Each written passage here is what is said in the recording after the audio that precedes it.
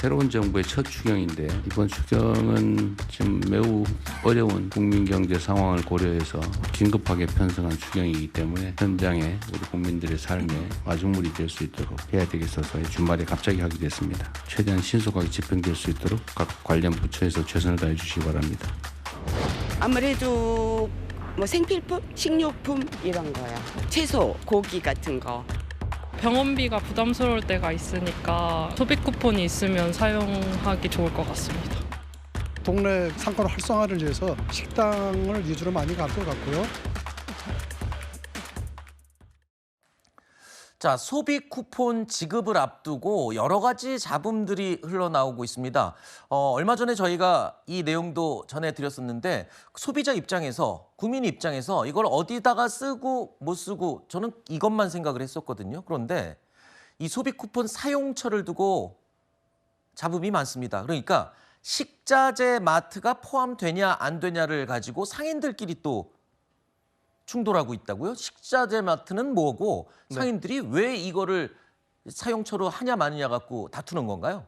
일단 식자재 마트 하면요. 네. 이제 앞에 식자재라는 게 붙잖아요. 네. 보통 이제 식당 운영하시는 분들이 도매급으로 대량으로 좀 식자재 같은 것들을 구입하실 때 많이 이용하는 마트인데 네. 이게 이제 각 동네마다도 다 있어요. 네. 그래서 일반 소비자들께서도 식자재 마트를 근거리에서 많이 이용들을 하세요. 이거는 대기업이 하는 건 또 아닌 거죠?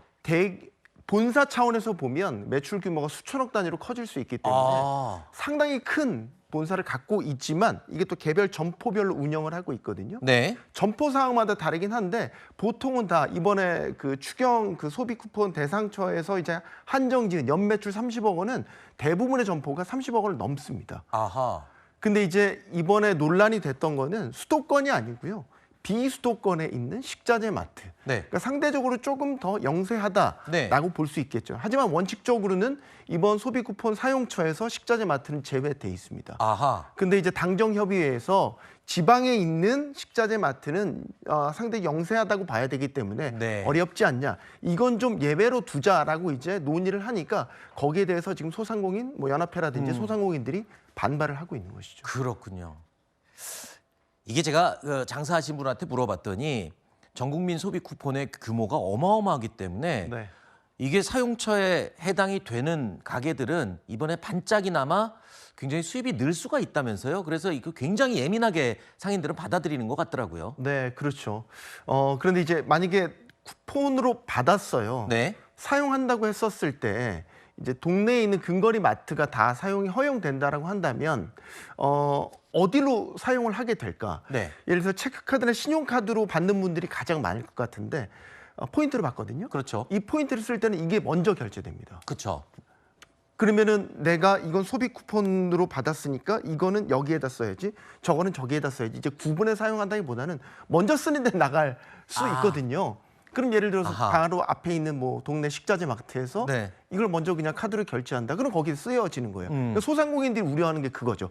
블랙홀처럼 이 소비 쿠폰의 효과가 식자재 마트나 이런 곳으로 다 빨려 들어갈 수 흘려 있죠. 들어갈까 봐. 그 부분 때문에 지금 소상공인들이 반발하고 있는 겁니다.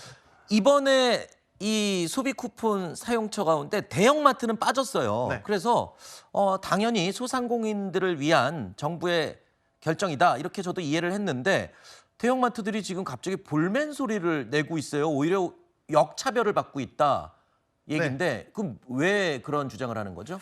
누적돼 왔던 불만이 터져 나온 거 아닌가 네. 싶어요. 기본적으로 이런 대형마트는 이제 대기업 계열이기 때문에 각종 규제, 법 규제 대상이기도 하고 네. 뭐 때마다 의무대로 지라고 하지만 이런 지원 정책 같은 게 나오면 또 예외가 되거든요. 최근에 또 이재명 정부 들어서서 대형 마트들을 향해서 특별 할인 행사하라고 네. 물가 잡기 위해서 바로 얼마 전이었죠. 예, 계속 종용을 하고 있다면서요. 그러니까 네. 할인도 하라 그러고 소비 쿠폰은 또 사용하지 못하게 하고 네. 그래서 역차별이다 이 주장이군요. 네, 그렇죠. 지금 뭐 주말에도 강제 휴무 네. 격주 단위로 하고 있죠. 또 사실상 정부가 반강제적으로 할인 행사에 나서라고 종용을 했기 때문에 이번에 어떻게 보면 정부 정책에 호응하는 차원에서 대대적인 반값 행사에도 나서는데 네. 소비 쿠폰은 또 예외. 아하. 라는 거예요. 근데 이제 대형 마트도 하나의 기업으로 볼 수도 있지만 그 대형 마트의 입점에 있는 입점 업체들 단위로 보면 중소기업 제품들도 상당히 많이 있습니다. 네. 그리고 이제 대형마트 한 곳, 뭐 예를 들어서 홈플러스 얼마 전에 논란이 됐지만 이 대형마트 한 곳에만 같이 협력하고 있는 협력사들이 수천 곳이 됩니다. 그럼 이들도 같이 그러면 소비 쿠폰 대상에서 제외가 된다라는 네. 건데 그런 차원에서 보면 역차별이 될 수 있다라고 이야기를 하는 거죠. 그렇군요. 자, 이렇게 전 국민 소비 쿠폰을 포함한 정부의 추경안을 두고 야당인 국민의힘에서는요, 세금 살포다라고 날을 세웠습니다. 내수를 살려도 결국에는 나라 빚으로 돌아온다는 주장입니다.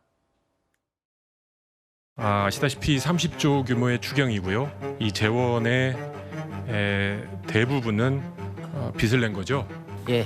솔직하게 얘기하면 30조 추경하느라고 22.8조 국채 발행한 겁니다. 제가 22.8조의 국채 발행을 우리 5,100만으로 나눠봤습니다. 그랬더니 1인당 내야 될 추가 세금이 얼마인지 아십니까? 45만 원입니다. 결국 15만 원씩 나눠갖고 45만 원씩 더 내자. 이게 추경의 핵심입니다.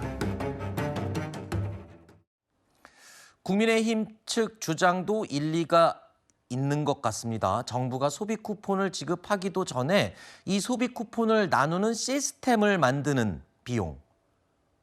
그러니까 쿠폰을 나눠주고 쓰도록 만드는 그 시스템 비용이 550억 원의 예산을 잡아놨다는 겁니다. 코로나19 당시 문재인 정부에서도 재난지원금을 지급을 했었죠. 그런데 그럼 그때도 이 정도의 돈이 들었다는 거예요? 네.